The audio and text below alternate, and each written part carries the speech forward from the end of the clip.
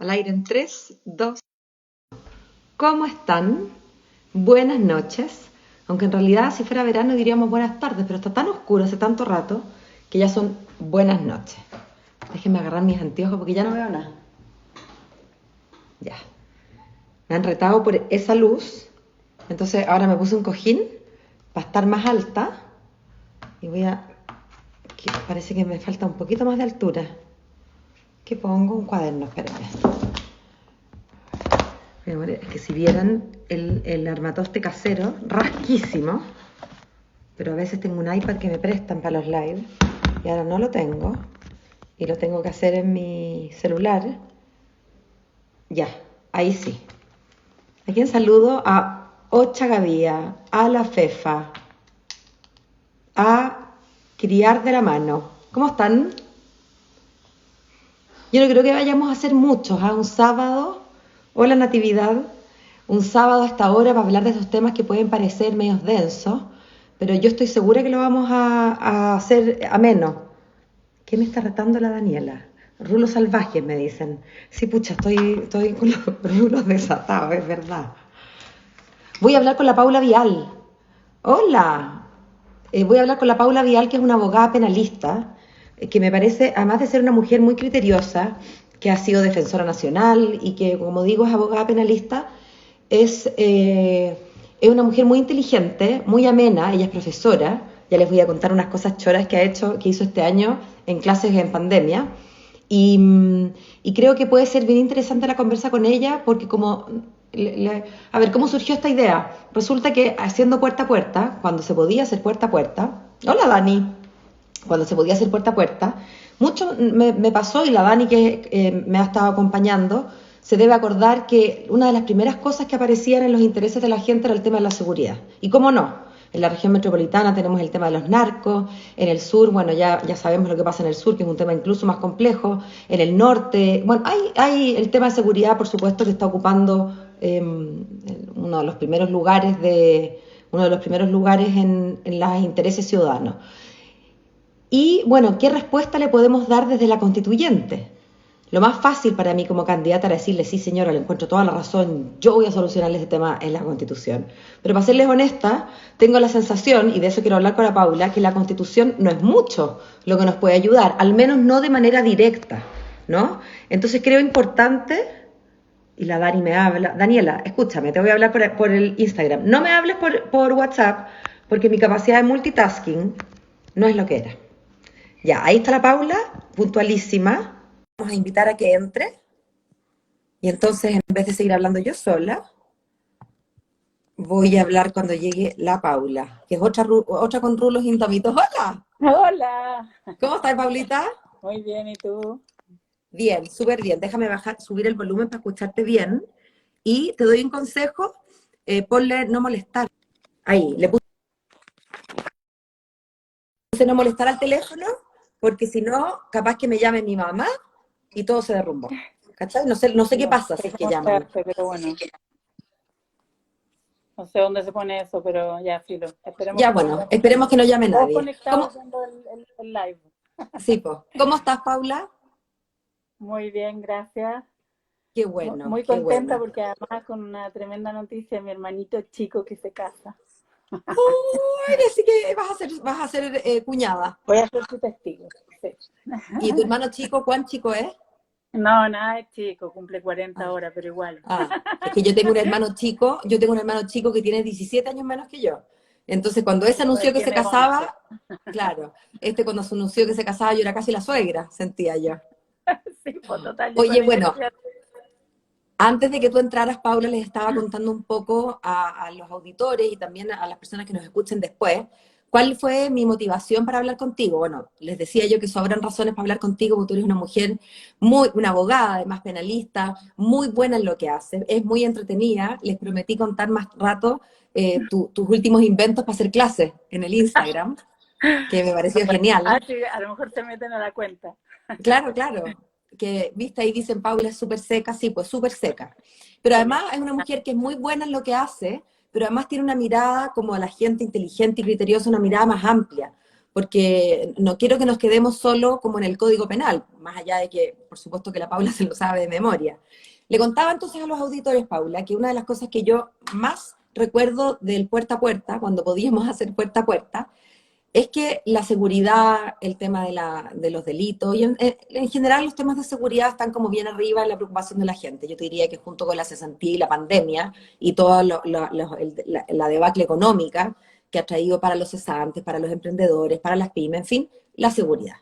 Entonces, yo les explicaba también que el instinto, me imagino yo, de cualquier candidato es: sí, señora, le encuentro toda la razón, vamos a cambiar todo esto en la Constitución. Pero yo tengo un estilo un poco distinto y yo en realidad no tengo cara de habiendo sido observadora de la política y habiendo puesto los ojos así para arriba cada vez que escuchaba a algún político decir algo que era evidentemente poco serio. Bueno, yo no puedo caer en eso, ¿te fijas?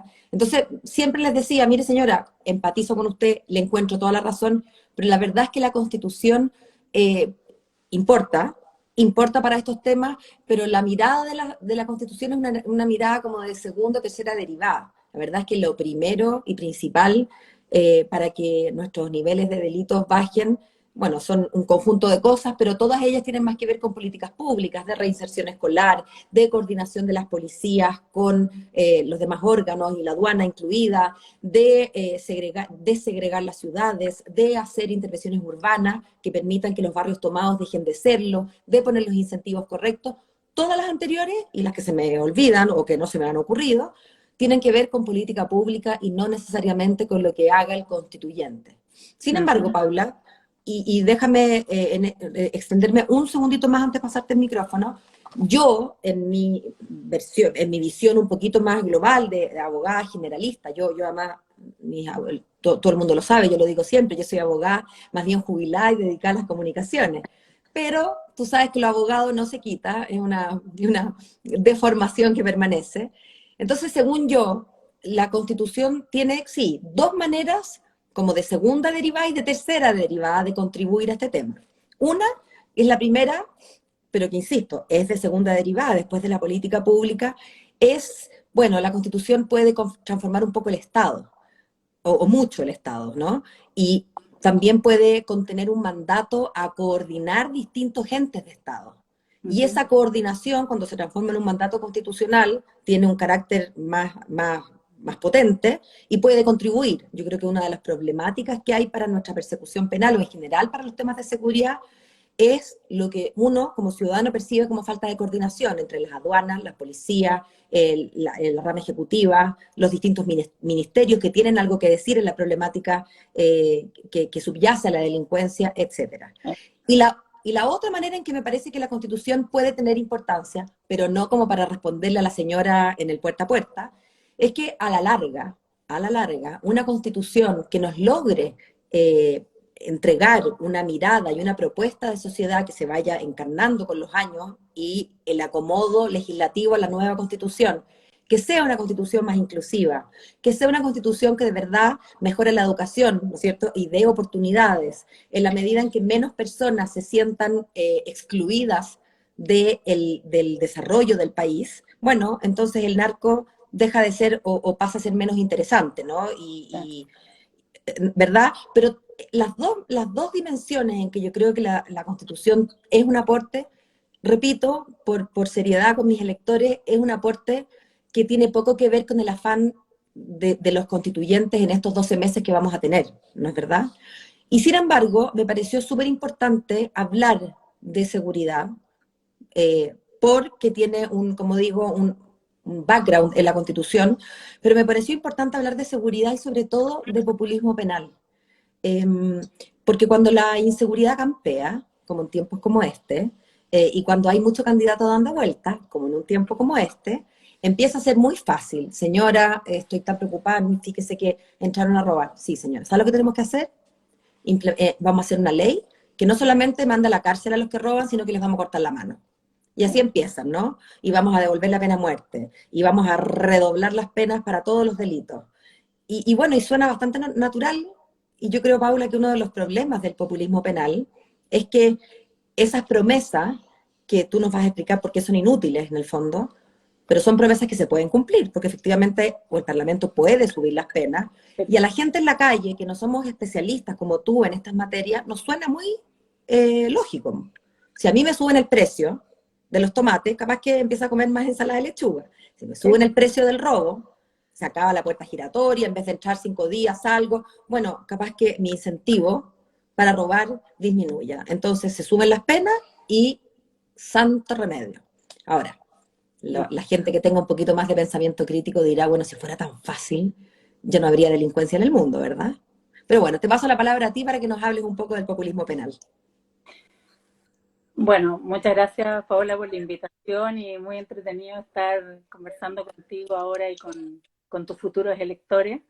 Eh, yo creo, o sea, yo separaría dos niveles. Uno es el tema constitucional, en donde efectivamente no se van a resolver algunas cuestiones del día a día ni de política criminal, pero sí es posible y debiera ser así en la Constitución establecer ciertos principios y reconocerlos, ¿no es cierto?, que son fundamentales, que son de las bases del derecho penal y del sistema penal en general. Por ejemplo, la presunción de inocencia, podría incluso una regla que no existe hoy en términos tan universales, la indemnización por el error judicial, alguna protección particular a las víctimas también. Es decir, Perdón, Paula, pero hasta donde recuerdo, y aquí sí que no he mirado la Constitución, la tengo aquí cerquita, pero yo recuerdo que hay, incluso la letra I, sí, hay un tema de la indemnización. sí, lo hay, pero no en los términos universales y más Ya, simples que digamos, debiera existir, ya, prosperar para efectos de quienes han sido injustamente condenados, investigados. encarcelado. Sí. Ya. Bueno, y algunas otras materias que sí son de las bases de la Constitución y del sistema en general, ¿no es cierto? Y que por lo tanto debieran estar establecidas en la Constitución. Sería muy interesante poder discutir un capítulo que tenga que ver con ello, ¿no es cierto? Algunas normas que puedan colaborar con esa base y que permitan que no haya modificaciones. ¿Se escucha? Sí, ahí parece, espérame Paula, que hay un circulito que ojalá me puedan contestar las personas que nos están viendo. Yo a Paula no la escucho, la veo pegada y ya no la escucho. No sé si a mí me ven y me escuchan. ¿Alguien me podrá contestar de los que están? Ahí se metió Pedro, junto con saludar y hacerme wave. ¿Me podrán contar si nos escuchan bien? La perdimos. Ah, Ochagavía, sí, pero la perdimos a ella. A mí no me han perdido, ¿verdad? Sí, ahí la perdimos, fíjate.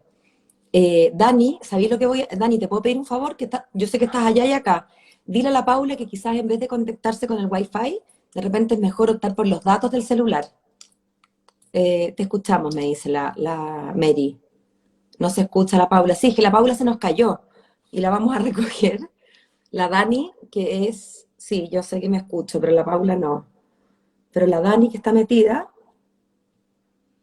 Daniela Bacaro, ¿tú me puedes contestar si estás metida en el live? Sí, yo sigo. No, sí, yo sé que la perdimos a ella, pero la tenemos que recuperar. Sí, yo soy solo la anfitriona, pero la visita, que es la gracia, porque la dueña de casa ya la conocen. La visita es la novedad y ella es la persona que nos va a ilustrar sobre estos temas. Pero para eso, yo necesito que la Daniela Bacaro, que está ahí, ya está diciendo, yo le digo.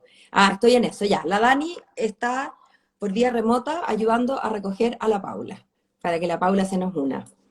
Voy a aprovechar de hacer como un pequeño resumen a las personas que se están sumando de cómo la Constitución, a pesar de lo que digan algunos candidatos, que yo no sé si por ignorancia o por ganarse un par de votos, dicen que todo se soluciona en la Constitución en temas de seguridad. Y con Paula estamos consensuando que no es así, que hay algunas cosas que importan. Ahí está. Ya estoy, perdón. No, si no eres tú, ni yo en este caso, no eres tú, soy yo, en este caso es la tecnología. Sí. Paula, para retomar, tú decías que la presunción de inocencia, el tema de la indemnización por error judicial, en términos más amplios, son cosas que sí pueden quedar en la Constitución, pero que ciertamente no tienen que ver con esta necesidad actual de hacernos cargo de la delincuencia. Así es. Ya. Sí, y yo, bueno, ese entonces es un punto. Y el otro es respecto de ese populismo penal. O sea, por supuesto que hay una preocupación por los temas de seguridad permanente, es necesario abordarlo y es también importante hacerse cargo de la sensación de la ciudadanía, no solo de, uno podría decir, el discurso más fácil, ¿no es cierto?, decir, no, la verdad es que los índices en Chile no son desbocados, ¿no es cierto?, pero lo que la gente vive en el día a día es un elemento que, por supuesto, hay que considerar también. Claro. Sin embargo, lo que ya no hay, en lo que no hay discusión, es que todas estas medidas que suponen permanentemente, ¿no es cierto?, subir penas, crear nuevos delitos, entregar más facultades a las policías y a los órganos persecutores, no tienen un efecto directo, ¿no es cierto?, en mejorar los índices en seguridad y, por el contrario, perjudican a la ciudadanía porque generalmente van en la línea de disminuir sus garantías. No hay discusión, ¿no es cierto?, de que no son un elemento desde el punto de vista técnico, un elemento que mejore cuando se empiezan a hablar los proyectos de ley, ¿no es cierto?, con nombre y apellido, por casos generalmente muy tremendos que ocurren, ¿no es cierto?, muy dramáticos, realmente no sirven, no tienen ese efecto, y lo mejor desde el punto de vista legislativo es sin duda pensar en proyectos de ley que tengan tras de sí cifras que muestren evidencia respecto de la forma en que han funcionado, que permitan saber también el costo que van a tener y, por supuesto, costo-beneficio, ¿no es cierto? Es decir, de qué manera esta política que yo voy a implementar es una que efectivamente, dado que siempre se trabaja con recursos escasos, ¿no es cierto?, voy a obtener el mejor resultado. Entonces, suelen ser anuncios muy rimbombantes, ¿no es cierto?, con muchas luces, pero que en la práctica no suponen realmente una mejora en la seguridad de las personas en el día a día, lamentablemente. Paula, una de las cosas que yo pensé que ya no íbamos a volver a conversar en Chile, que es la pena de muerte. Yo hago la aclaración al tiro, soy completa y absolutamente contraria a la pena de muerte desde bien chica. Yo debo haber estado estudiando, claro, nunca probablemente le di mucha vuelta. Las personas que nos escuchan quizás son más jóvenes. Yo me acuerdo de la última ejecución que se produjo en Chile. Era bien chica yo y mataron a esta gente de Viña, ¿te acuerdas? Los psicópatas de Viña. Sí. Top Collins, ¿cómo se llamaba? Que eso parecía un trago. Pero, yo me acuerdo, pero yo era muy chica, mira la tontería que te digo, pero yo me acuerdo que era muy chica o sea, tengo ese registro, pero por supuesto era demasiado chica para entender la magnitud de lo que hablábamos. Y mira la tontera, estando yo en la universidad vi una película, porque de nuevo, parece que fue antes de que estudiara Derecho Penal, no le había dado mucha reflexión a este cuento. Y viendo una película que se trataba de un reo en el death row, en el corredor de la muerte, como que tuve una epifanía y dije, no, pues esto no puede ser. O sea, yo puedo entender la pulsión de matar y siempre cuando me manifiesto contra la pena de muerte lo digo. Si yo sé que alguien le hizo algo a mi hijo y me lo encuentro de frente, afírmenme, porque yo obviamente tengo sangre caliente en las venas y me creo, o sea, me creo capaz de hacer una cosa así. No sé qué pasaría, pero en la teoría me creo capaz. Pero una cosa es la respuesta que uno tenga desde digamos, desde el instinto, y otra cosa es lo que haga el Estado, que no tiene sangre caliente, no puede tenerla, que es una institución, y que lo hace sin el arrebato del momento, ¿verdad? La pena de muerte es una decisión a la que se llega después de mucho tiempo, en que la persona que está ejecutando no tiene nada que ver con la falta. Entonces, bueno, me parece que sobran razones, digamos. Pero además uno escucha, Paula, que el típico argumento de los que no estamos a favor de la pena de muerte, que es, ¡ay! Si no sirve para nada. No sirve para nada porque en los países donde reponen la pena de muerte no cambian las cosas, etcétera. Y la verdad es que si uno se va a las cifras, es así. En Estados Unidos sabemos que hay pena de muerte en muchos de los estados, se siguen ejecutando. Ahora, al terminar el mandato de Donald Trump, se ejecutó un par de personas, a una mujer incluso, y eso no hace que en Estados Unidos se porten mejor que nosotros. De hecho, todos los días estamos viendo cómo gente sale a disparar, ¿verdad? Entonces, pareciera ser que ese análisis racional de no me conviene matar a la Paula aunque me cae mal porque en realidad no sale muy caro, no es un análisis que estén haciendo las personas en un momento de arrebato o, en el caso de los psicópatas, en un momento de planificar, etcétera, ¿verdad? Ahora, ¿por qué lo Sí. traigo a la mesa? Porque hace poquito una diputada volvió a hablar de la pena de muerte y yo quiero escucharlo de boca tuya, Paula. ¿Por qué te parece a ti la pena de muerte una mala idea?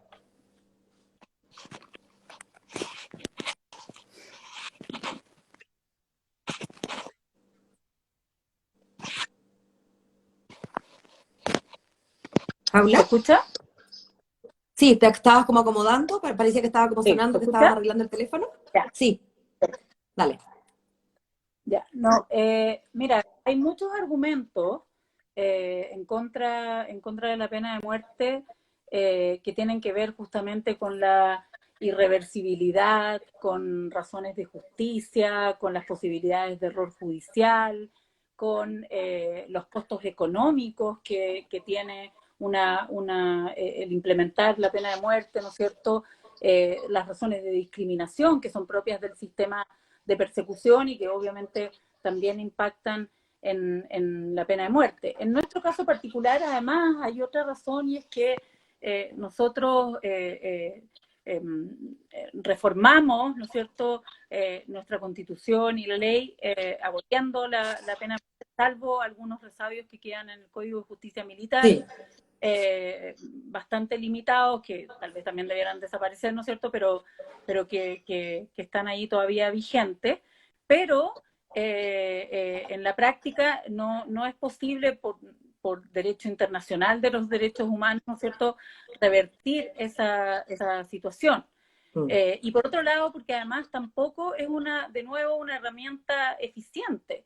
Es decir, no es una pena que desincentive adecuadamente o que tenga un mayor efecto en términos de seguridad para efectos de la futura comisión de delitos. Desde luego, para efectos de crímenes que ocurrieran, ¿no es cierto? Si a raíz de alguno de ellos se planteara su modificación, su posibilidad de reimponerla, tampoco tendría efecto en ese delito en particular, pero en general, ¿no es mm. cierto?, es una pena que no cumple ni siquiera desde el punto de vista técnico y de eficiencia con estándares como para imponerlo. O sea, más allá de los otros argumentos que uno pueda tener, ¿no es cierto?, Mm, si solo sí. miráramos el aspecto práctico, tampoco es una pena que desmotive de modo eficiente como para reimponerla, ¿no es cierto?, más allá de todo el tema de los derechos humanos, por supuesto. Filosófico, claro. Oye, Paula, Claro. voy a aprovechar, total, estamos en confianza, hay poca gente, digo yo.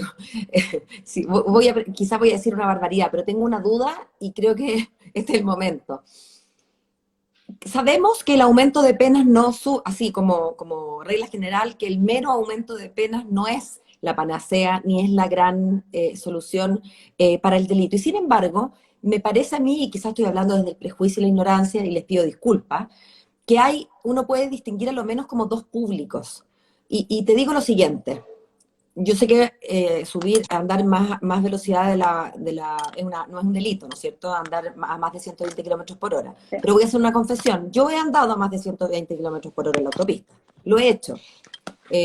No me han sacado parte, pues no me han pillado, nunca. Tampoco es que ande a 200, no soy una prueba, pero me he pillado a mí misma a 130 más de una vez. Y me pregunto si es que no será que hay dos categorías de sujetos. ¿Me escuchas, Paula? Ya. ¿Me escucháis? ¿Sí? Sí. Ya. Ya. Me pregunto si. Es que no quiero. Sé que voy a decir alguna barbaridad y no sé cómo decirlo para no decir alguna cosa que después me pueda costar la vida en redes sociales, pero distingamos personas que son, no quiero decir delincuentes, pero personas que hayan delinquido antes o que tienen que son más proclives al delito, digamos. Versus gente como tú y como yo. No, yo no digo, bueno, que al menos tenemos casi 50 años y no hemos delinquido nunca. No estoy haciendo un juicio de clase, simplemente un juicio histórico. Tú y yo tenemos hartos años en este mundo y no hemos cometido delitos. si la verdad es que mañana dijeran que nos vamos a ir presos por andar a más de 120, inmediatamente yo nunca más me paso de los 120. O sea, se me ocurre que quizás en los delitos de cuello y corbata, y lo del cuello y corbata no es en la velocidad, pero se me ocurre que en los delitos de cuello y corbata el aumento de penas sí puede ser un ingrediente para contribuir al desincentivo. Y sin embargo creo que si me voy a hablar con los mecheros, con los narcos, con gente que está como en el mundo delictual, eso es lo que no quiero, que no quiero hacer una diferenciación entre como la gente decente que comete delitos y los indecentes, porque no creo en eso y creo que es digamos, un maniqueísmo absurdo.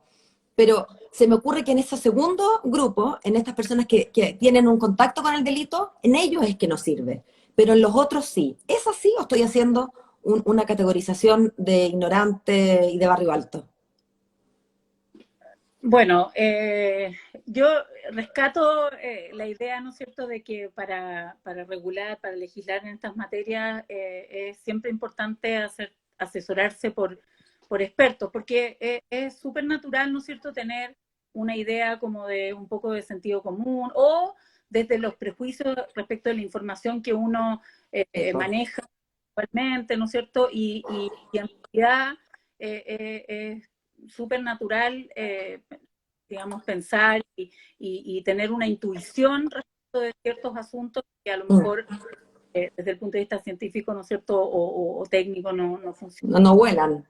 Ya el aumento de pena no funciona transversal y generalizadamente, lo que no quiere decir que no se puedan instalar, ¿no es cierto?, en un código penal que en nuestro país llora desde hace muchos años Una reforma, un un cambio. proyecto nuevo, código penal completo, no parchado Sí. ni con modificaciones puntuales. Y una de las características de un buen código penal para una democracia firme, ¿no? Es un código penal que respete la proporcionalidad, entre otros principios. ¿Qué significa esto? Que los delitos tienen que tener entre ellos penas proporcionadas al bien jurídico que protege, que al cometerlos, ¿no es cierto?, están infringiendo, y que entre los delitos tiene que haber proporcionado tanto una subida de pena generalizada, por ejemplo, y con toda una secuencia de que se apliquen esas penas y que se pueda efectivamente decir, ya, mira, si tú cometes una estafa, la pena va a ser que tú vas a estar 5 años en la cárcel. ¿Entiendes? Bueno, eso podría ser que fuera respetando esa generalidad, ¿ya? Lo que no funciona es el aumento que no respete la proporcionalidad, que además no vaya seguido por los tribunales. O sea, Paula, un poco cuando decimos cómo es posible, abigeato, robó una gallina, 5 años, y después alguien mata, y como era la primera vez que mata y tiene buena conducta, 5 años. Entonces, una gallina, un ser humano, ¿cómo? O sea, lo que ocurre respecto de la pregunta de los delitos económicos, en general, en último tiempo ha habido algunas modificaciones y se ha aumentado, pero en general tienen penas más bajas, ¿sí? Entonces, claro, es frecuente y es común ver que de repente lo que tú dices, ¿no es cierto?, alguien se roba una gallina y tiene seguro y en corto plazo una pena de 7 años, ¿no es cierto?, y versus alguien que se demora a medio mundo y que se demora 2 años o 4 la investigación, más el juicio, qué sé yo, y termina teniendo la misma pena o una menos. Entonces, claro, esas disparidades ocurren y uno de los problemas, mira qué interesante, hace pocos días apareció bueno, fue la pública de la Defensoría Penal Pública y mencionaron un estudio que ellos acaban de hacer con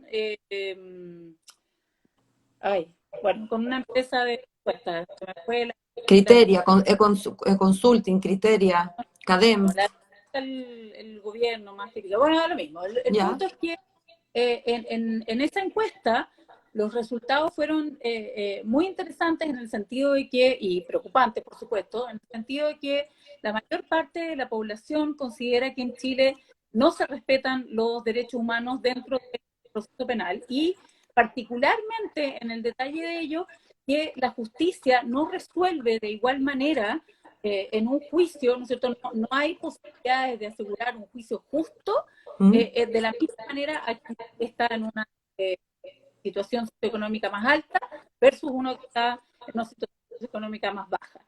Y las cifras son para llorar cuando se trata de los usuarios del sistema son de pueblos originarios o son adolescentes o si son otros grupos minoritarios. En esos casos O sea, hay...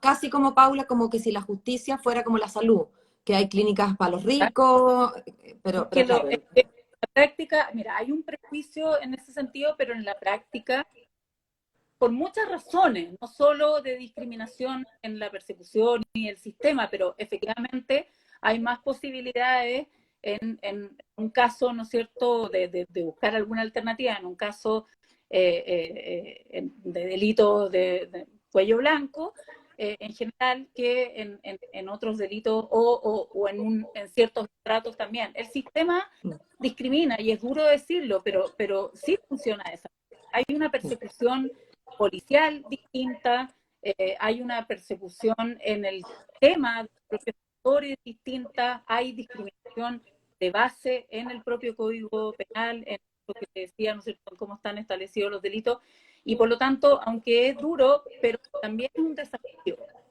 porque finalmente, o sea, estando en un proceso constituyente, ¿no es cierto?, uno podría decir que parte de ello es lo que una constitución debe abordar. No va a mejorar la seguridad como tú bien señalas, ¿no es cierto?, porque es una expectativa que resultaría irreal. Pero se puede establecer suficientes bases de principios de respeto a los derechos humanos, ¿no es cierto?, como que se colabore, por último, con una percepción más igualitaria. Oye, Paula, dos cosas. Una técnica, la pesadez, esto como cuando uno habla por teléfono, ¿te podéis ganar en la ventana? Así, yo sé que ahora no es verano, así que no te puedo mandar en la terraza, pero ¿hay alguna posibilidad de que yo te mueva a ti, te pida que te muevas? Porque te escuchamos bien y es posible entender Ya. la frase, pero igual se corta.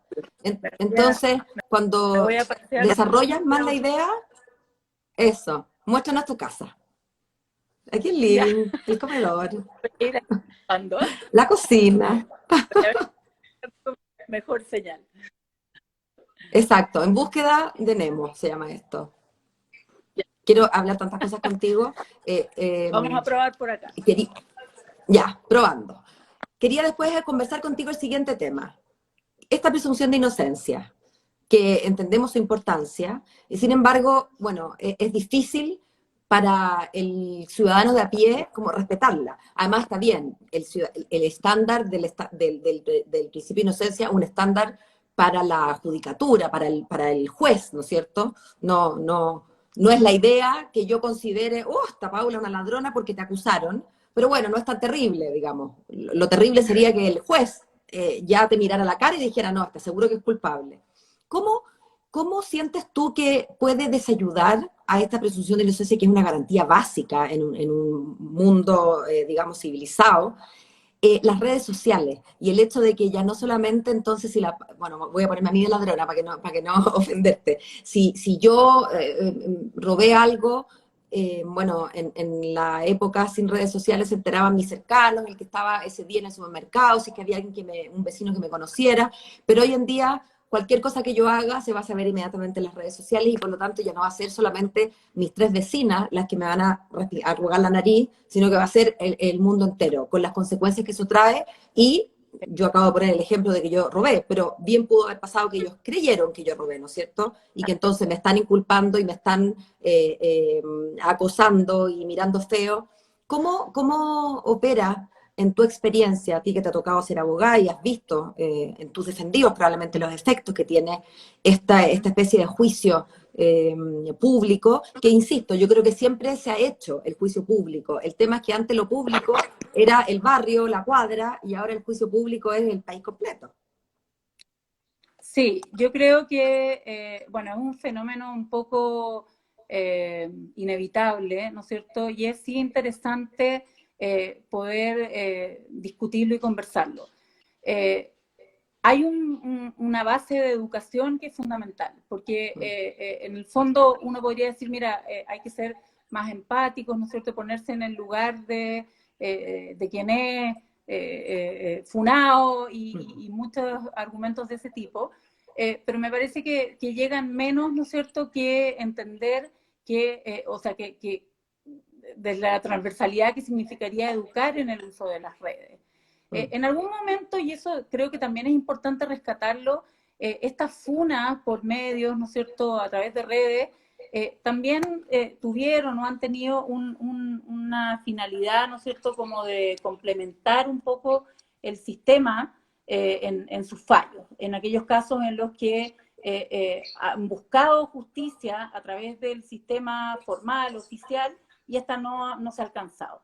Sin embargo, creo que se ha hecho mucho más común y realmente puede destruir la vida de las personas, ¿cierto? Y, por supuesto, uno considera que es un medio válido en la medida que no te toca, ¿no es cierto? Entonces, yo creo que hay un deber de educar en el uso de las redes que incluye este tipo de materias, de entender que cuando uno es mucho más fácil identificarse con una víctima, y por eso muchas veces, ¿no es cierto?, los acusados, uno es mucho más liviana al hablar de quienes supuestamente han cometido un delito, pero imagínate las posibilidades que hay de equivocarse, de utilizar este mecanismo para salvar problemas de venganza, de malas relaciones, de un montón de cosas, malos negocios, en fin, y en el fondo el efecto es muy universal, muy inmediato, y por lo tanto, lo que uno tiene que hacer, ¿no es cierto?, intentar, sobre todo con las generaciones más jóvenes que se han criado un poco en el medio de las redes y también de considerar este mecanismo, este camino como uno válido, entender que esta forma de atacar a una persona, de visibilizarla en un error, es una que tiene resultados tremendos, resultados muchas veces que no son irreversibles, ¿no es cierto? Y que tienen un fundamento errado y que muchas veces permiten la multiplicación de un error que es muy complejo. Entonces, uno debiera ser muy cuidadoso en el uso de esto porque es muy fácil tirar la piedra, ¿no es cierto? Y eso muchas veces no tiene vuelta.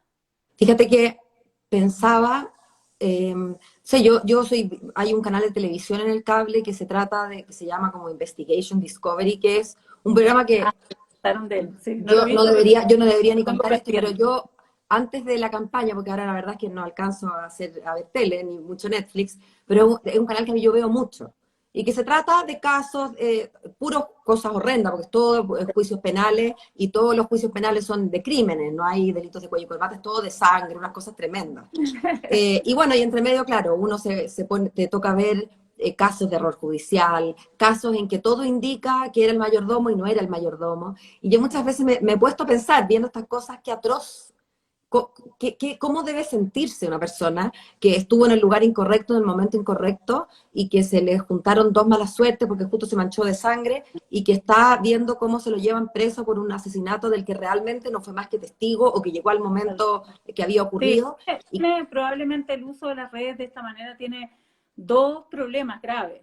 Uno es justamente el error en una condena errónea, ¿no es cierto?, que en este caso es a través de un sistema más informal sí. y que, bueno, pero puede incluso tomándose de la justicia, los problemas de condenas erróneas existen transversalmente, son tremendos, ¿no es cierto?, tienen causas súper identificadas. Nosotros acabamos de hacer un seminario, un ciclo de varios seminarios tratando justamente de estos errores y estuvo estupendo y es muy dramático, las historias son realmente a veces terribles, ¿no es cierto?, sin perjuicio de que por supuesto si uno escucha las historias de quienes han sido víctimas de delitos también son tremendas, pero la justicia tiene que ser suficientemente eficiente y suficientemente equilibrada, ¿no es cierto?, como para tratar de igual manera y bien y evitar estos errores, porque nuestro sistema está construido sobre la base de que se prefiere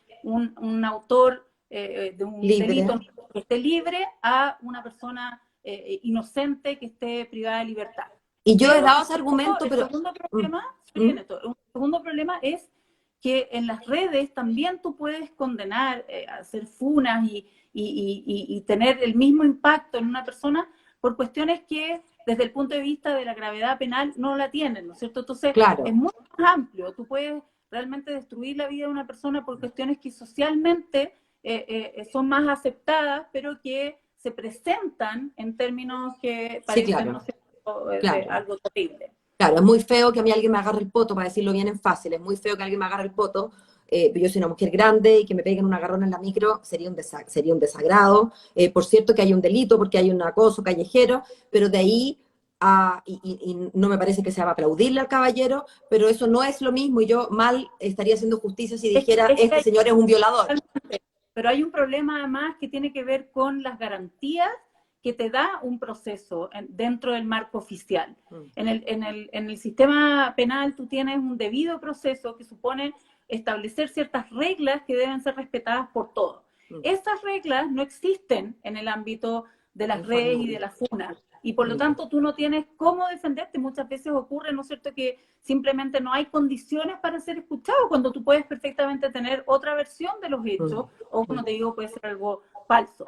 Y además, y vuelvo a lo primero que me preguntaste, ¿no es cierto?, hay un tema fundamental, o no sé si fue lo primero en realidad, pero que Mm, tenía que ver con la forma en que tú reaccionarías en la comisión de un delito propio o alguien de tu entorno. sí, Es súper natural, pero justamente una de las ventajas de tener un sistema como el que nosotros tenemos, ¿no es cierto?, y en el marco de una democracia, es que la respuesta al delito no la da la víctima, sino obvio. que el Estado recoge, Un ¿no es tercero, cierto?, esta necesidad de venganza o de reparar justicia.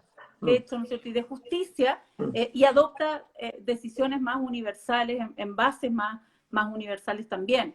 Si no, volveríamos a épocas pasadas, ¿no es Ojo cierto?, por en donde ojo. del talión Claro, era lo que primaba y, por supuesto, también traía consigo no solo mucha más violencia, sino injusticias tremendas, ¿te fijas? obvio.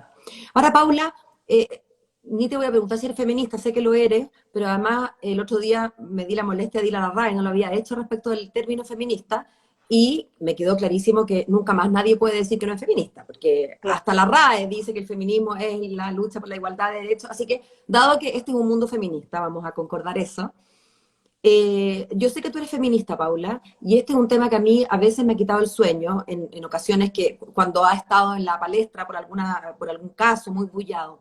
¿Cómo podemos ser feministas, entender que la violencia de género, las mujeres somos las principales víctimas de la violencia de género? Voy a sacar por un ratito a la comunidad LGBTIQ+, digamos, pero entre hombres y mujeres nosotros somos las víctimas en un altísimo porcentaje Sí. de las ocasiones. Entonces somos feministas, entendemos que la violencia de género se ejerce sobre nosotras y no desde nosotras, pero también somos abogadas y por lo tanto entendemos la importancia de no confundirse respecto de la presunción de inocencia. Entonces llega, uno escucha una acusación, nos han dicho los psicólogos, nos han dicho los especialistas en violencia, ya no desde el mundo jurídico, desde el mundo de la psiquis, que las víctimas se demoran, que las víctimas temen. Sabemos que hay una cifra que a mí me parece escalofriante. Las mujeres que son víctimas de violencia intrafamiliar en promedio se demoran 7 años, dice el estudio, ¿no es verdad? Entonces, una vez que salen del closet, por así decirlo, nos lo cuentan, bueno, hay que acogerlas. ¿Cómo hacemos esa acogida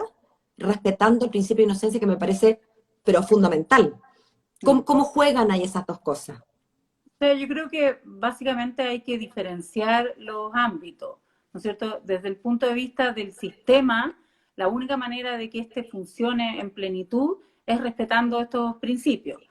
Y tú puedes implementar otras medidas complementarias, ¿no es cierto?, que colaboren con esos espacios de mayor vulnerabilidad o, por ejemplo, tener buenos sistemas de acogida dentro de las instituciones, mejores instalaciones, mejor trato, incorporar en la perspectiva de género al momento de resolver un conflicto en el Poder Judicial, en los jueces, ¿no es cierto?, en las propias instituciones, en cómo Sí, abordarlo, pero sin pasar a llevar estos otros principios. O sea, si tú denuncias un delito sexual, por ejemplo, necesitas acreditar que ese delito ocurrió y habrá que implementar ciertas medidas especiales para tratar de acreditarlo, pero lo que no debiera ocurrir, ¿no es cierto?, en un Estado en que se respeten los derechos de todos y todas, ¿no es cierto?, es que se pasen a llevar estos principios en pro, supuesto, ¿no es cierto?, de una mejor justicia.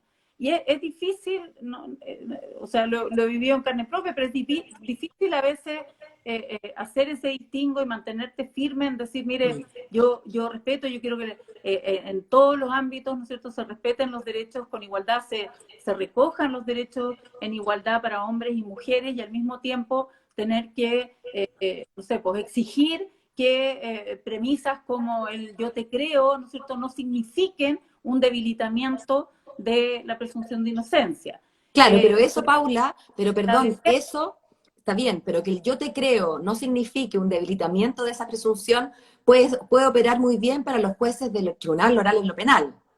Pero resulta, está bien, nosotros no estamos llamados, tú te saco porque tú eres una parte en estos procesos, pero la ciudadanía, quienes me escuchan, yo misma, no estamos llamados no somos parte de estos procesos. Y sin embargo nos encontramos seguidito con funas. Bueno, yo creo que una máxima en la vida es no andar repitiendo chismes sin que uno tenga certeza de lo que está diciendo. Y si a mí me llega el chisme de un lado o de otro, bueno, yo trato de conducirme así en la vida.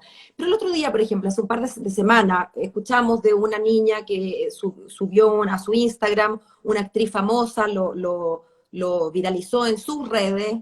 Y bueno, sabemos que estos delitos son de difícil prueba.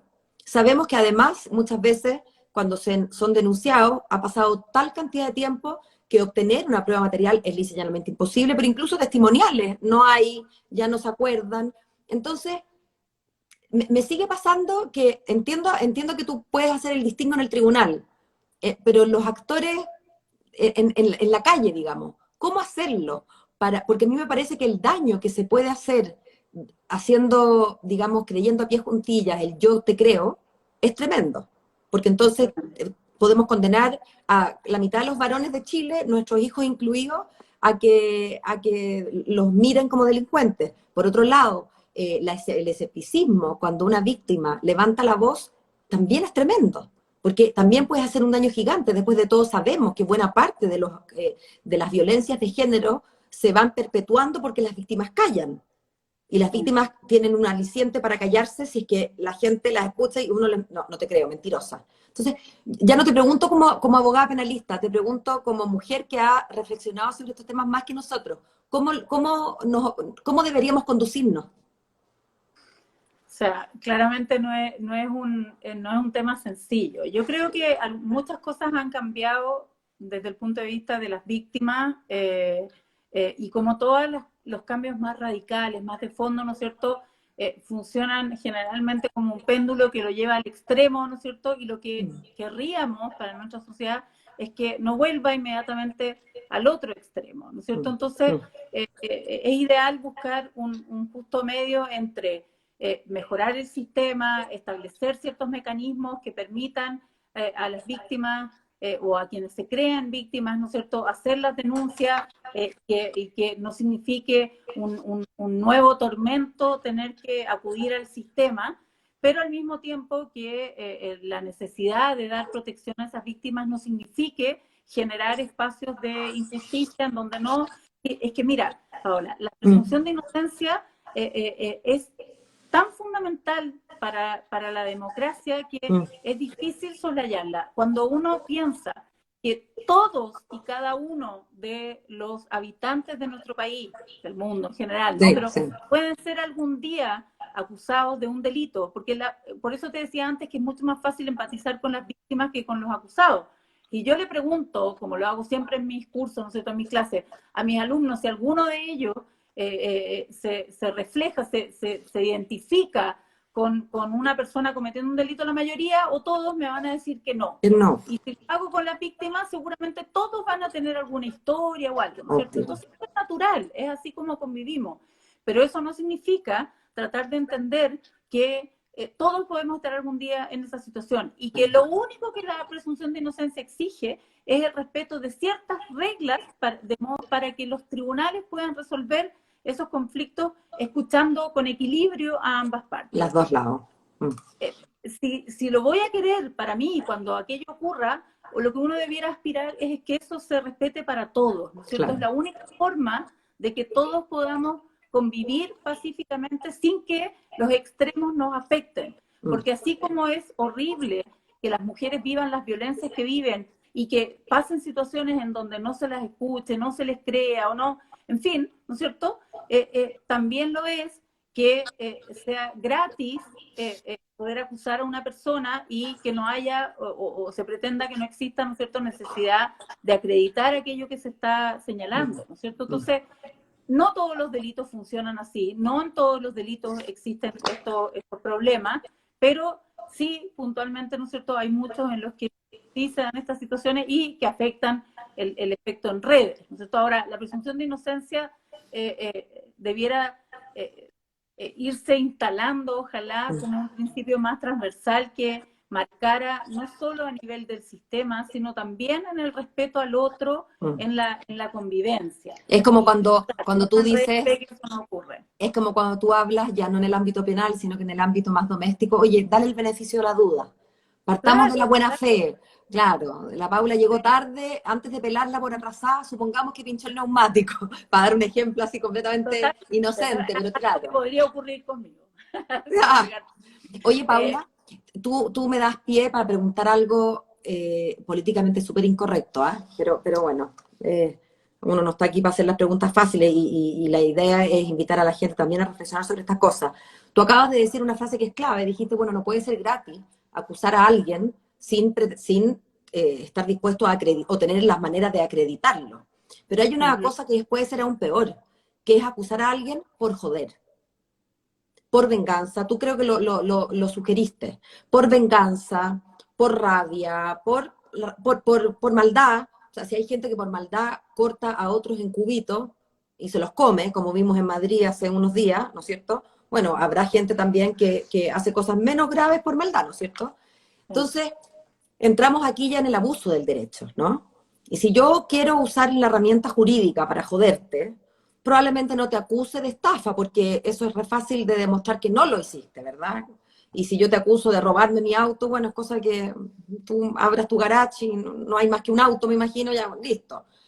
Pero hay un grupo de delitos que son es terrible decirlo así, porque yo no quiero que se me entienda o que se interprete que yo estoy acusando que aquellas mujeres, que por favor lo voy a enfatizar hasta el hartazgo, yo no estoy diciendo que las mujeres que acusan acoso o acusan abuso están molestando, pero eso no significa que no sea al revés, ¿me entiendes? Que algunas que molestan lo que hacen es acusar esto, porque no van a estar acusando giro doloso de cheque.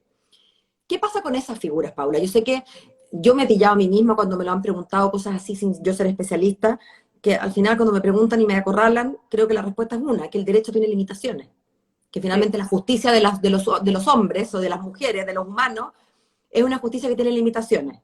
Pero me imagino que tú tienes una respuesta harto más elaborada que la mía. ¿Qué pasa con esos casos, que son casos tremendos, y cómo puede el derecho protegerse de gente que utiliza digamos, no solamente la credibilidad pública, utiliza la honra del otro, pone en movimiento recursos del Estado, porque esto cuesta plata, que no tenemos, digamos, que es escaso, para hacer una acusación al voleo por, perdón en el castellano, joder. Sí. Bueno, existe un delito específico, ¿no es cierto?, de denuncia calumniosa, Mm, justamente para aquellos casos en los que se hacen denuncias y se inician investigaciones a raíz de estas denuncias sin que realmente haya mérito para ello. Porque el problema es que muchas veces resolver si hay o no un delito es un problema de interpretación, es un problema de prueba, ¿no es cierto? Entonces, genuinamente puede ocurrir que una persona crea haber sido víctima de un delito, por ejemplo, mm, que solicite que se investigue y que en definitiva resulte tipo, que no era así porque, bueno, no sé, no alcanzaba el estándar suficiente o no se pudo probar probar, o claro. una razón que lo justificaba, en fin. Sí, Pero también hay algunos casos, ¿no es cierto?, en los que efectivamente se instrumentaliza en la vía penal sí. para otros objetivos o simplemente se inventa, se falsea, ¿no es cierto? Y en esos casos uno podría intentar también, ¿no es cierto?, una acción en este sentido. Pero volviendo al tema anterior y vinculándolo con este, ¿no es cierto? Es justamente una de las razones por las cuales uno no puede hacer excepción a la hora de exigir un cierto estándar de prueba verosimilitud, a claro. efectos de entender acreditado un delito. ¿Te fijas? Porque es uno de los espacios que pueden ocurrir. Puede perfectamente hacerse una denuncia respecto de un delito falso, porque persigo otro objetivo, ¿no es cierto? Luego, si no exigiéramos ese estándar de prueba, ¿no es cierto? Condenarse porque, por ejemplo, a nivel de opinión pública hay una convicción de que tiene que haber ocurrido de esa manera. La justicia no funciona como un tincómetro o como el río suena, piedras trae. De intuición, claro. no, tiene otros niveles, por suerte, por suerte. Por suerte para todos. Tipo. Sin que la gente de verdad se olvida, Paola. Es por suerte para todos, porque lo que le ocurre al de al lado me puede ocurrir a mí. Y así como yo quisiera que en mi caso no haya diferencias, no se omitan respeto de derechos, ¿no es cierto? También uno debiera aspirarlo para todo el resto. Si va a ser condenado, que sea porque efectivamente cometió el delito y hay prueba que lo acredita. Eso también supone, ojo, una exigencia para los organismos persecutores, para los organismos colaboradores de la Fiscalía, las policías, ¿no es cierto?, en términos del estándar que tienen que cumplir en el desarrollo de sus funciones, de las investigaciones, el nivel que éstas tienen que tener, la calidad de prueba que deben recoger, para que ojalá los delitos que se cometieran sean efectivamente sancionados. Si eso es lo que uno aspira en una democracia, ¿no es cierto? Porque eso ayuda a la convivencia pacífica. Oye, Paula, si nos cuesta empatizar, y tú lo decías con tus alumnos, que en general a todos nos cuesta empatizar con el victimario y lo natural es empatizar con la víctima. Estamos jamás fabricados así. Siempre nos da pena el que va perdiendo, bueno, no sé en el fútbol, pero cuando uno está viendo un box, no sé, es natural, es un vector, digamos, biológico, esto de sentir una cierta conmiseración por el perdedor y en este caso por la víctima, bueno, es obvio. Y si nos cuesta empatizar con eso y nos cuesta entonces entender que los acusados tengan derecho y caemos entonces en esta no sé, pues si hiciéramos justicia en Twitter estarían condenados a muerte muchos inocentes que después se demostró que andaban pasando por ahí o que eran parecidos, que tenían los mismos rulos, ¿no es cierto? Pero no era la Paola o no era la Paula. Bueno, si eso es así respecto de las personas acusadas de un delito, ya cuando hablamos de reos rematados, es decir, de aquellos que están condenados por sentencia firme, bueno, a esa gente ya no le importa a nadie. Y a mí, que debo ser reencarnación de algún preso, por alguna razón me importa, porque yo nunca he estado cerca del sistema penal, pero me preocupa y me da mucha pena como en abstracto, ¿no? Más allá de las personas concretas, yo no conozco a ningún preso, pero me da mucha pena como te digo, en abstracto, cuando pasan cosas como la siguiente. El otro día, no me acuerdo qué radio, a Twitter no me acuerdo si en algún diario online, un estudio sobre que por vez número 88, no sé qué investigación periodística demuestra que los reos en tal cárcel en Chile viven en condiciones infrahumanas. Tremenda novedad, desde que estoy en la escuela, ¿no? Entonces que no había agua, que no era agua potable, que la hepatitis. Y ese era el artículo, pero tú te ponías a leer los comentarios para abajo. Y sabes que a mí me daban dolor de guata. O sea, el que menos decía es, obvio, viven en condiciones infrahumanas, pues son infrahumanos. Matemática pura, ¿no? Y ellos no pensaron en sus víctimas. Y cosa que es cierta, ninguna de estas personas cuando le dio muerte a su víctima le hizo la eutanasia, digamos. O sea, está claro. Pero ¿cómo no entender que estas personas están presas por un delito y que el castigo consiste en estar preso y no en todo lo demás? Y además, que me parece que es el argumento de justicia, pero en subsidio te doy el argumento de conveniencia, que es, no te conviene tener gente presa en esas condiciones porque esa gente va a salir a matar, pero con razón, porque si les quedaba un poco de bondad, con eso se les acabó.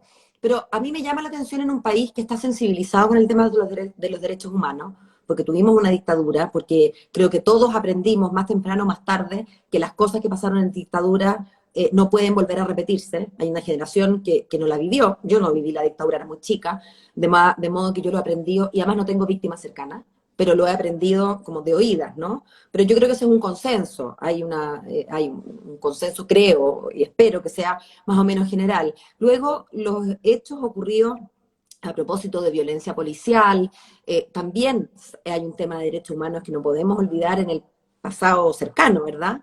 Y cuando pasan esas cosas, muchos saltamos, y organismos, y vemos al Instituto Nacional de Derechos Humanos muy activo, pero resulta que los presos no le importan a nadie. Y yo me gustaría escuchar la mirada de una persona que ha hecho su carrera profesional, bueno, defendiendo a los malos, en la caricatura, ¿no? Sí. Bueno, no, la verdad es que los presos no le importan a nadie. Cíclicamente, ¿no es cierto?, cuando ocurre algo tremendo, como por ejemplo el incendio de la cárcel San de San Miguel. Miguel, ¿cierto? O hay, y se conocen torturas en una cárcel, como ocurrió también en algún momento, pero bueno, ahí también de repente salen unas voces disonantes horribles que encuentran que está bien, pero cada cierto Tú tiempo te estás hay acordando, perdón alguna... Paula, perdón, te estás acordando, estás aludiendo al caso de unos ecuatorianos en la cárcel, Sí, sí, que fue terrible. que Sí. yo la única vez que he escrito una carta al Mercurio, fíjate, a propósito de eso. ¿En serio? La única Sí. vez. Porque también, como tú, quedé muy escandalizada y muy horrorizada con los comentarios de algunos rostros de televisión, Sí, ¿cierto? sí, Que en el fondo relativizaban los derechos de las personas. Dale, sí, te sí. interrumpí, perdona. No, no, no, pero está bien, porque pero son casos que mueven un poco la reflexión, que hace que uno los vea, porque es bien paradojal, no sé, o más bien es como casi una ironía, pero efectivamente ellos están tras muros, ¿no es cierto? Y eso también los invisibiliza mucho más. Entonces a la gente no le importa, también piensa, pucha, si están presos por algo, hicieron algo, entonces está bien que estén ahí. Lo que en parte está bien, es correcto. Está bien que estén en la Que cárcel, sí está bien, pero una ¿por qué lo persona demás? reciba una sanción por haber cometido un delito, ¿no es cierto? Es como nosotros hemos estructurado nuestro sistema. El problema es que la pena se magnifica, aumenta, ¿no es cierto? Porque no solo pierden su libertad, sino que pierden una serie de otros derechos y viven en condiciones que son, en muchos casos, completamente inhumanos. Pero lo que uno, o lo que mucha gente olvida, ¿no es cierto?, es un poco a lo que tú vas, Paola, y es que cuánta inversión podría haber en términos de seguridad en un buen sistema Penal, penitenciario, claro, carcelario. en un sistema en el que la reinserción social sea real y El posible, norte. ¿no es cierto? En donde efectivamente, más allá de lo que diga una ley, un reglamento o una norma, la imposición de la pena tenga por objeto que esa persona se reinserte. Porque muchas veces quienes cometen los delitos y por ello no están justificados, pero sí No. uno entiende más, ¿no es cierto? Son personas que no han tenido ninguna oportunidad, que los únicos ejemplos que han tenido han sido justamente de un entorno en donde las normas no se respetan. Y por lo tanto, que terminen en ello no llama especialmente la atención. Claro. Si el sistema lograra efectivamente reinsertar, no solo podríamos rescatar a esa persona y podría tener sentido la aplicación de la pena, sino que además también en términos sociales podría haber un beneficio, porque cómo no va a ser mucho mejor aspirar a una persona que no reincida, que cuando salga de la cárcel en verdad quiera insertarse adecuadamente, cumpliendo y respetando las normas, a hacerlo desaparecer durante un tiempo para realmente tener que volver a meterlo en el medio libre, ¿no es cierto? Para Después de que que en mate a realidad alguien, nosotros claro. no haya aprendido nada positivo, sino que se haya visto perjudicado, ¿no es cierto?, por el entorno. Y eso es lo que desafortunadamente ocurre habitualmente en nuestras cárceles. Por tanto, también allí hay un pendiente inmenso, porque además también habla un poco de nosotros, ¿no es cierto? O sea, si nosotros estamos dispuestos a aceptar transversalmente que en nuestras cárceles se transgredan los derechos humanos, quiere decir que en realidad no los respetamos, no los conocemos. Este estudio que te mencionaba de la Defensoría también señala eso, ¿no es cierto? Que hay un desconocimiento de los derechos humanos y mucho mayor aún en los derechos en el ámbito penal, pero inmenso. Entonces, claro, yo creo que también ese es un pendiente que nuevamente nos lleva a la educación. Es fundamental que en la educación se incorporen materias que sean propias de derechos humanos, porque la gente, en la medida que conoce sus derechos, tiene una mayor posibilidad de exigir el cumplimiento de esto.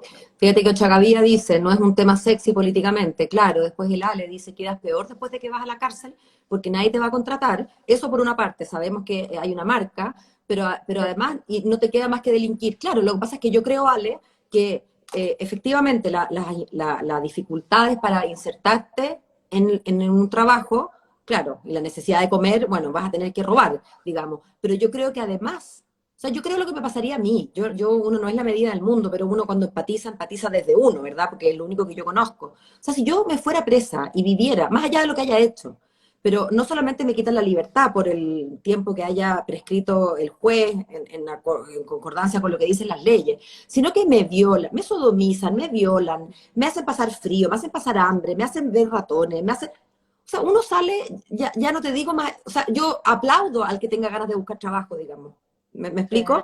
Porque en realidad es un ensañamiento. Es interesante, Paula, lo que tú dices sobre que a nadie le importan, esto que estén en los extramuros, ¿no? Como antiguamente las morgues, los cementerios, las cárceles fuera de los muros de la ciudad, ¿verdad? Y es ahí donde yo, de nuevo, por ejemplo, enlazo con la Constitución. ¿En qué sentido? A mí me gusta pensar en un Estado estratégico, en un Estado además que tenga una visión más de largo, bueno, eso supongo que es estratégico, ¿no? Una visión un poquito más de largo plazo, porque los seres humanos tenemos un sesgo presentista, ¿no? El presente, nuestros afanes diarios. Hay alguien que tiene que estar pensando, por ejemplo, en qué va a pasar con nuestra, no sé, ¿cuántos son? ¿50.000 personas presas en Chile, Paula? Sí, 46.000. 6.000, ya, sigamos 50.000. Yo estoy pensando que no es poco, 50.000. Bueno, en 50.000 almas que podrían estar aportando trabajo y aportando a la sociedad, ¿verdad? Y que hacen lo contrario, no solamente desaportan, sino que además nos quitan recursos para procesarlos, para mantenerlos en la cárcel, para construir cárceles, etcétera. ¿Cómo no tener una mirada de más largo plazo para reinsertarlos? Pero claro, si es que yo voy a hacer campaña, pues Paula, para la constituyente o para presidente, y mi bandera va a ser una cama por cada preso, no voy a ganar ni un voto. Entonces ese es el tipo de cosas que uno quisiera que no esté liberada al mercado de los votos. Uno de los puntos que hoy es muy grave, porque es que hay de esa población de 46.000, 47.000 presos, hay alrededor de 13.000 que son personas preventiva. Que no solo eso, que tienen derecho a voto y que no lo pueden ejercer sí, porque en las cárceles no pueden votar. Entonces, también hay un público ahí. Yo siempre hago este paralelo. Nosotros tenemos un recurso de protección interpuesto justamente por el derecho a voto, porque ese derecho no hay que reconocerlo, no hay que establecerlo en la Constitución ni nada. Ese derecho existe, esas personas lo tienen y no lo pueden materializar cuando, por ejemplo, se produce el proceso constituyente, que hay muchos de ellos que quieren participar, porque no hay urna en la cárcel, ¿no es cierto? Eso, Paula, espérame, eso deberíamos explicarle al público, porque aquí no son alumnos tuyos que hayan aprendido con una profe buena. Las penas es de privación de libertad y no necesariamente, no automáticamente tú pierdes los derechos de la ciudadanía. Hay algunas penas privativas de libertad que sí, pero otras que no, según su duración. Y por lo tanto... de menos de 3 años y un día... Claro, la pena corporal que le llaman, la pena aflictiva. Que no sean aflictivas, las penas aflictivas son las superiores a ellas, suponen que no hay pérdida de la ciudadanía y por lo tanto que se puede ejercer el derecho a voto. Y en ese caso, delitos de terroristas o digamos que algunas excepciones de leyes especiales. Y el tema entonces... Y los que están en prisión preventiva tampoco, ¿no es cierto? Salvo que tengan antecedentes previos, digamos que hayan perdido su ciudadanía por algún delito anterior. Claro. Por eso es que hay un porcentaje muy alto. Si tú piensas, es casi un tercio de la población privada de libertad que sí puede votar. Y que sin embargo en la práctica, en los hechos, no puede que digamos que jurídicamente puede votar, pero no puede por una imposibilidad material. porque como estás, físicamente, claro, claro, no no puedes puede ir a físicamente, un lugar de votación. claro, claro. Así es, ¿no es cierto? Ya. Entonces, lo que hemos intentado hacer, y hay resoluciones de la Corte Suprema ya del año 2013, 2016, ¿no es cierto?, en donde a raíz de unos recursos del Instituto Nacional de Derechos Humanos, la Corte Suprema determinó que el Servicio Electoral y Gendarmería debían implementar alguna modalidad, algún sistema que permitiera que ejercieran este derecho. Eso no ha ocurrido. Y nosotros entonces ahora con la Asociación de Pensamiento Penal Chile, de la que formo parte, hemos presentado unos recursos de protección que todavía no se resuelven y por lo tanto probablemente se van a seguir perdiendo elecciones. Perdón, pero Lo los recursos de importante es protección no son rapiditos. no, lo son en algunos casos, no sé. Yo me he preguntado, a pesar de trabajar en la Universidad Católica, ¿no es cierto?, por qué el de las misas, por ejemplo, se resolvió tan rápido. Nosotros presentamos con un grupo de abogadas también uno en relación con los balines y otras herramientas, otras armas que Disuasiva, sí. utilizaban carabineros para reprimir las protestas en el estallido social y que generó, como todo el mundo sabe, ¿no es cierto?, tanto daño, pérdidas oculares y otro tipo de lesiones, y se demoró, Paola, en verse la causa más de un año. O sea, es una cosa que en verdad es tremendo, porque en el fondo uno esperaría que ese tipo de herramientas funcionen adecuadamente. Si lo que nosotros estamos diciendo es que se está poniendo en riesgo a la ciudadanía por un exceso de carabineros, entonces, bueno, lógico es que por lo menos se pronuncie en un tiempo razonable. Todavía no Paula, se resuelve de manera ¿y cómo definitiva. les puedo yo explicar a la ciudadanía o a un extranjero o a un marciano que, y qué pena de nuevo tomar el tema de las misas porque no se trata de apuntar con el dedo, No, pero la verdad es que, no sé, atendiendo al bien jurídico protegido, digamos, incluso en la Constitución, el derecho a la vida y la integridad psíquica está bastante antes que la libertad de culto, en términos, y creo que estamos todos de acuerdo, más allá de lo devoto que uno puede hacer de su religión, que el derecho a la vida y la integridad física están por sobre todos los demás, porque son requisitos para ejercer los otros, ¿verdad? Entonces, no hay duda de que el bien jurídico protegido en un caso y en otro es mucho más importante. ¿Cómo yo le puedo explicar a un alumno, a una víctima, a un ciudadano o a un marciano que en Chile un recurso de protección por balines que son, no digamos mortales, pero que pueden dañar, digamos, con secuelas permanentes y mutilar a las personas, se demora un año y un requerimiento por asistir a misa presencialmente se vea rápido? Porque yo no tengo explicación, pero yo no soy litigante. yo tampoco la tengo. No, no lo sé. En verdad, o sea, así como me alegra que se pueda resolver una cuestión que para un grupo de personas es tan relevante, ¿no es cierto? Mm.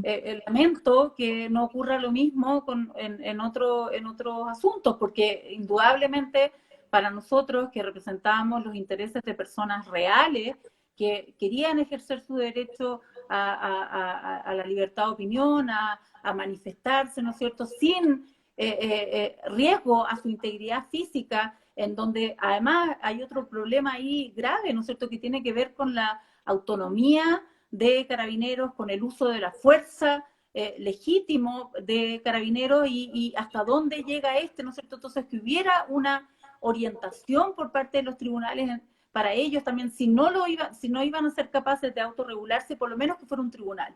Y que se demorara tanto que todavía no se ha resuelto de manera definitiva, a nosotros nos parece que es tremendo, ¿te fijas? Es Porque en tremendo. el fondo es privar de una resolución de justicia en un ámbito Prevaricación. súper fundamental, súper fundamental. Sí, yo, Por Paula, lo comparto tanto, contigo que bien, no se trata grave. de exigir a los tribunales que vean lento lo de las misas. Absolutamente No, no. no, Se trata de que cuando hay una necesidad acuciante de un grupo de la población, bueno, los tribunales tienen que responder. Ahora, insisto, me voy a permitir calificar solo desde ese punto de vista, una cosa antes que la otra, por el bien jurídico protegido, más allá de cualquier otra por supuesto. consideración, digamos, O sea, política o y te aseguro filosófica. que cualquiera de los católicos que quiera asistir a misa estará de acuerdo contigo también, Paula. Sí, No me cabe acá duda.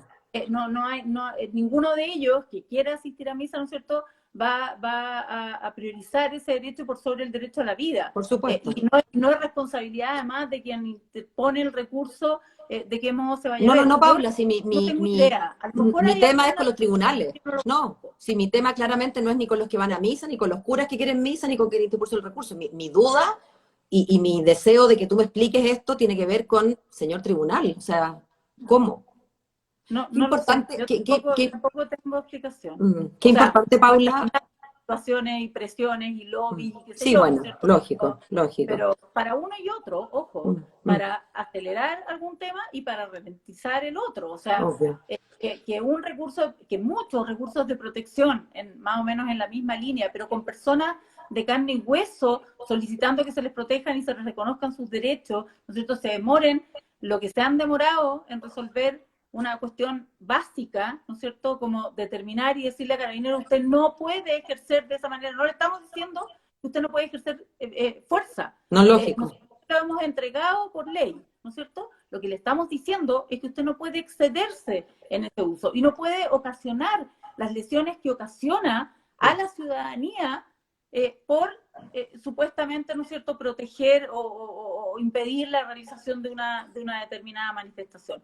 Y eso es un hecho que es objetivo, digamos, de reconocimiento que no admite excepciones.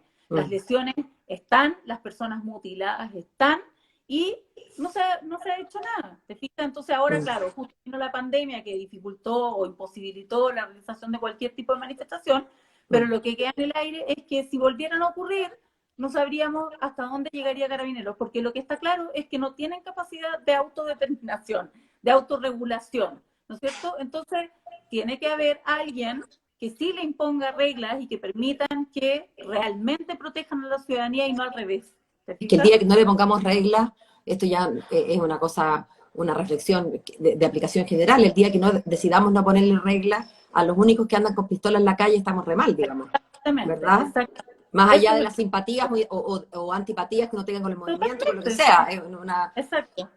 Qué importante, Paula, al final del día es entender que el tema de los derechos humanos, saliéndome un poco ahora del tema de la violencia policial, sino que el tema de los derechos humanos es un tema universal y que la gracia no es que yo te conceda derechos o que te reconozca tus derechos humanos en tiempos de paz o cuando estamos en la buena, porque claro, yo no sé, a los niñitos que están en la calle, a las viejitas en la plaza, obvio, los derechos humanos se los reconozco, se los aplaudo, pero la gracia es reconocer también los derechos humanos en tiempo a los malos, ¿no? Así creo que se llamaba mi carta, derechos humanos de los malos, con comillas los malos, porque ahí es cuando en realidad uno puede ver de qué estamos hechos como sociedad, incluso como personas, ¿no? Cuando tú te exiges a ti mismo por tus convicciones en derechos humanos, respetarle el derecho humano a un gallo que te resulta antipático, que te parece que ha hecho una cosa asquerosa y que en realidad en el fuero interno le puedes desear hasta mal, pero tú te sobrepones a ese impulso porque entiendes que hay un tú más primitivo, pero tú, digamos, hablas con tu corteza, sales de las partes más profundas del cerebro y más corticalmente dices, bueno, me cae mal, lo desprecio, pucha, ojalá lo partiera un rayo, pero yo tengo que reconocerle derechos humanos. Yo creo que ese es el desafío, que al final Claro, que cuando hablamos de... tiene que ver con justamente que es el Estado actuando, ¿no es cierto? O Sí, sea, los derechos humanos los tenemos todos por ser personas, pero la exigencia es para cualquier representante de ese Estado, ¿no es cierto?, en el ejercicio de sus funciones, que tiene que tener esos límites. Y sí. por lo tanto, no es posible, en el caso de los ecuatorianos, que un gendarme no intervenga y no le asegure a esas personas el respeto, porque el problema no es del compañero de celda que lo ataca, a lo mejor, o sea, por supuesto que el problema es de Está él, bien, pero eso es una pero riña. en términos de derechos humanos es que haya una autoridad que tiene que velar por los derechos de todos quienes están cohabitando allí y no ejerce sus funciones. En el caso de Carabineros, el problema de derechos humanos tiene que ver con que es una autoridad, un representante del Estado, ¿no es cierto?, que, como decía, con uso legítimo de la fuerza y que está afectando los derechos de todas las personas. Y por lo tanto, tiene que haber una preocupación desde el Estado, por supuesto que desde el gobierno, como el representante puntual del Estado en un momento, para velar, para exigirle a ese funcionario público el cumplimiento el respeto de esos derechos humanos. Entiendo perfecto, y tú haces una aclaración que es muy pertinente, que efectivamente quienes conculcan los derechos humanos son los organismos del Estado, no yo, digamos. Claro, Pero desde el punto de vista del sujeto, yo sí reconozco que tú tienes derechos, y tus derechos humanos, no es que yo los vaya a... pero yo sí los reconozco, y cuando alguien claro, pasa por arriba de esos derechos, yo me conduelo contigo. Y sin embargo, solemos no condolernos cuando la víctima de ese atropello nos cae mal. Y ese era mi punto, totalmente. que yo tengo que sobreponerme, más allá de los estados, yo como persona, tengo el deber de exigirme sobreponerme a ese sesgo o a esa antipatía válida, porque la antipatía es válida, pero yo no puedo quedarme neutral o encontrar que el gendarme, total, preso, bien preso está. A eso iba con la Y responsabilidad individual. qué importante es lo que dices, Paula, porque en el fondo, en la medida que exista esa comprensión pública, ¿no es cierto?, transversal digamos, la forma en que tenemos que acercarnos a los derechos humanos, hay muchas más posibilidades de que estos se respeten, porque claro, tú dices bien, ¿no es cierto?, los que los pueden violentar son los organismos del Estado, pero tiene que haber una conciencia transversal, Colectiva. ciudadana, de que esos derechos humanos les corresponden a esas personas y que por lo tanto ese organismo que está actuando en contra de ellos inadecuadamente. Entonces, efectivamente, tiene que haber conciencia y tiene que haber conocimiento de esos derechos humanos y eso requeriría de mucha más educación cívica. Sí. Paula, se nos acaba el tiempo, vamos a seguir cada una con su sábado. Yo quiero, bueno, obviamente agradecerte, hablar contigo siempre es un gusto. Yo sabía que iba a ser una conversa entretenida, resultó incluso mejor de lo que pensaba, tanto que la hora pasó hace mucho rato. Así que gracias por tu tiempo, por tu disposición. Eh, pero además, antes de cerrar, quisiera que tú tomaras el micrófono para, bueno, tú eres abogada, eres penalista, o sea, estos son los temas que ocupan buena parte de tus días y de tus horas de vigilia, pero también eres mujer, eres chilena y eres una ciudadana. Y por lo tanto, me imagino que te aproximas a este proceso constituyente que ya está en marcha, ¿no? Pero a estas elecciones y a lo que va a ser propiamente la labor de la convención, con dudas, temores, deseos, y yo quisiera que tú me expresaras, ojalá corto, si puedes, tus temores y tus anhelos para la convención. Bueno, mi principal temor es que no haya una importante participación de la ciudadanía, porque creo que es probablemente la elección más relevante de los muchos últimos años, y quisiera que cualquier resultado que se vaya a obtener sea uno que esté legitimado por una participación inmensa. La parte positiva, ¿no es cierto? Creo que son muchas, que es un proceso que me conmueve, que me emociona, sobre todo por cómo ha surgido, por el apoyo que ha tenido, pero además porque tengo tantas amigas que en verdad es algo que realmente es llamativo y que tiene que ver probablemente con esta obligación de que sea paritario, como debiera ser cualquier proceso, ¿no es cierto? Que son candidatas y que me gustaría poder votar en cada uno de sus circunscripciones, ¿no es cierto?, para poder apoyarlas porque son estupendas candidatas y creo que va a ser un proceso muy bonito.